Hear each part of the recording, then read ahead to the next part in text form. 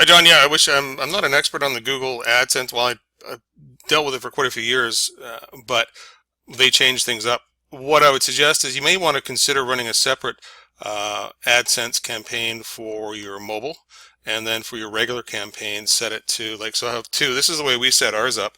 I eventually bagged the mobile campaign because uh, I didn't want to spend money on mobile people coming to the site on a mobile because you can't download or purchase a template anyway. So I didn't want to spend ad revenue on that sort of a thing. Um, but with Google Mobility, you can set up your AdWord campaigns so that you have two separate. You have one for regular, and then you have one for mobile, and you can track your information a lot better from what I at least from what I experienced. I actually had a Google tech on the phone with me, and we set it up. It's one of their they phone you, and I guess you spend so much money, and they have a rep go through your account with you every 4 months or something like that and help get it set up. But in a long story, for mobile testing, I go to the Google Developers Mobility Friendly Test page, and I ran it through, and it passed. And it shows you a little picture and whatnot. Um, so I don't know why you would be getting information about not being mobile friendly if it passes. As far as I know, when it passes the developer mobility friendly, then Google will allow your site to be displayed on the generic search results. AdWords, I have no clue. I don't know how that works even if your site's not mobile friendly. Will they take your money and put you there? I don't know.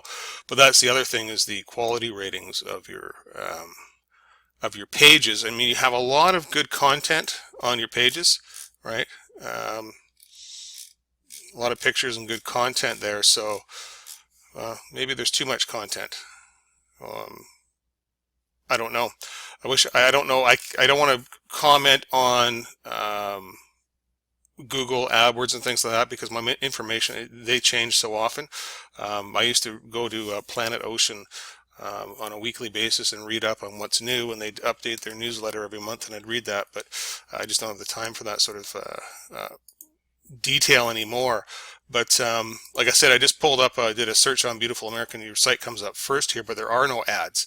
So the other thing I was going to mention to you is with your Google ads, they may not be running.